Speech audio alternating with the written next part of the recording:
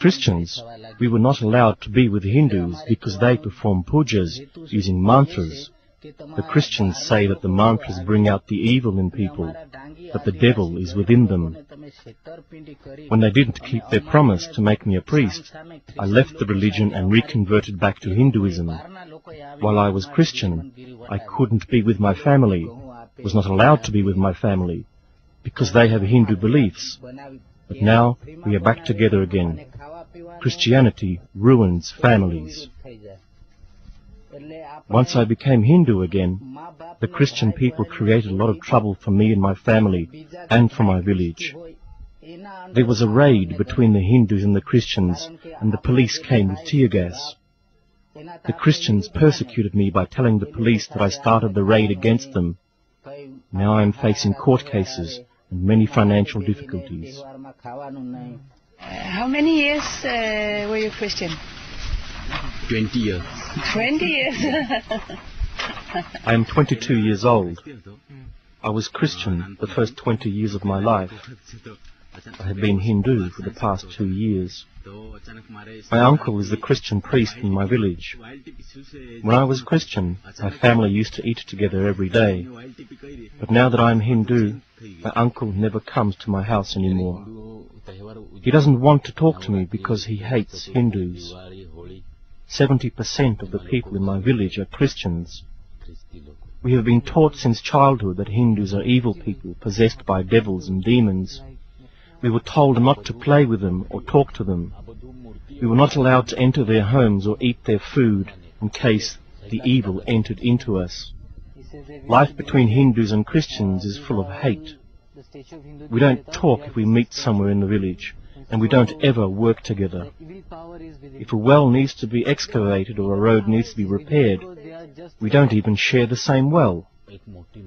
The Christians live at one end of the village and the Hindus at the other end.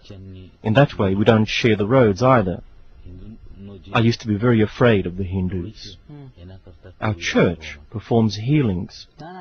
Every 2 weeks there will be big gatherings with other churches from the district, and priests come from abroad to speak, preach, and give healings.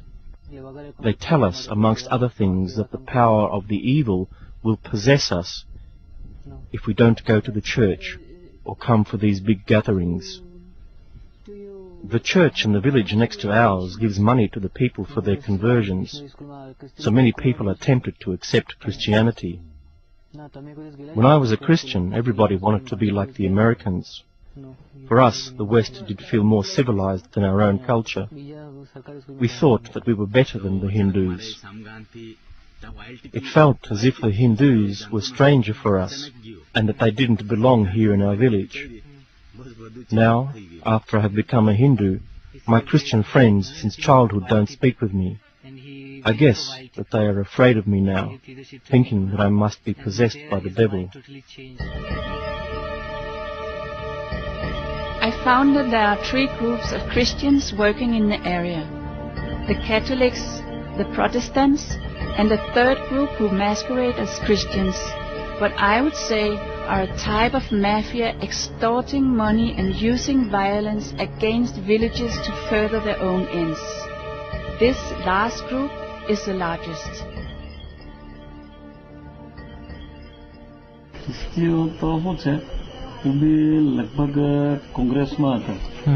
In my district, 95% of the populations are Christians now. There are 17 Christians and only 4 Hindus in my political committee, so the balance of power falls with the Christians. In the last 5 years there has been an explosion of new Christians. They vote for the Congress Party, which is governed from abroad in the West. Many times I have attended big Christian church gatherings with 15 to 20,000 people. They perform healings. Sometimes I have brought a sick friend, but they will never take that person for healing. They only use people who are instructed to act sick and then pretend to be healed. They say hallelujah all the time. The Father will speak and call God and Jesus and put his hand on the sick one. Christians are told to burn and step on pictures of Hindu gods. After these meetings, the priest drinks alcohol, uses bad language, and talks about women. Many times I have been offered a Christian conversion. Many of the fathers and pastors are my friends because of my political activities. They say that I could have a new house and a good income if I convert. The priests get money from different organizations in Europe and USA by applying for a project that sounds good. Then they pocket the money. When the priest and his helpers convert new people, they are given money. They earn 1,000 rupees for a group of people and 50 to 100 rupees for 1 or 2 people. The priest earns double the amount of the pastor. The priest also gets money from every prayer he performs in the church. Every person who comes to pray in the church will put between 5 to 20 rupees in a box for the priest. A while ago, there was a report in the newspaper exposing a priest, pastor, and his helpers who took advantage of the women in the church. During prayers, the lights went out and the women were raped. It was a big scandal. Anybody can start a church and apply for money, and many are doing it.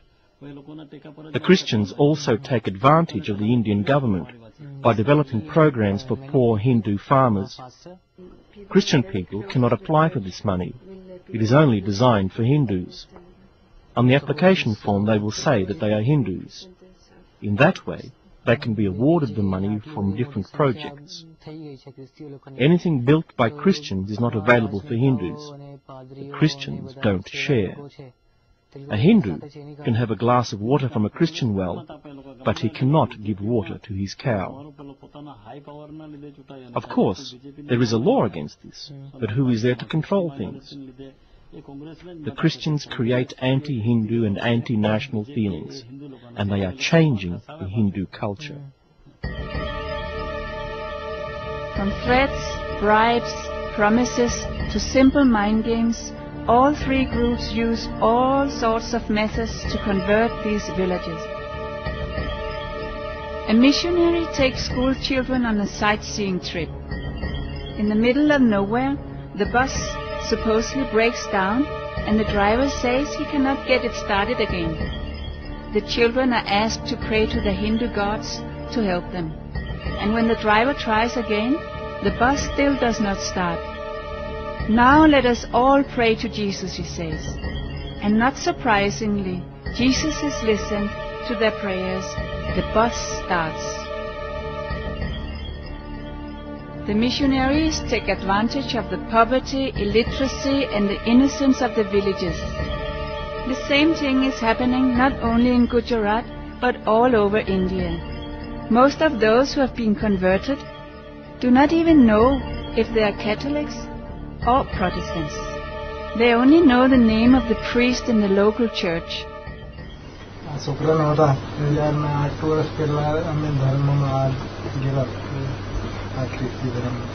We got converted to Christianity because our son was very sick. We were promised that he would be healed in the church. We were Christians for 7 years, but our son was not cured. That phase was very difficult for us because we could not take support from our family, who were Hindus. We could not be with them. We were told that it was because of Hindu influence that our son was sick. After 7 years, our son was still very sick, so we decided to reconvert back to Hinduism. Now our son is not sick anymore. There were big church meetings once a month held by foreign priests. In these, they would tell us not to go into a Hindu house where Hindu rituals were performed. We were told not to chant Hindu mantras and not to dress in the traditional Indian way. Christian women are not allowed to wear bindis and bangles and everything else that we traditionally wear as Hindus. We should not take any food from Hindus either. We were told that we could eat meat from cows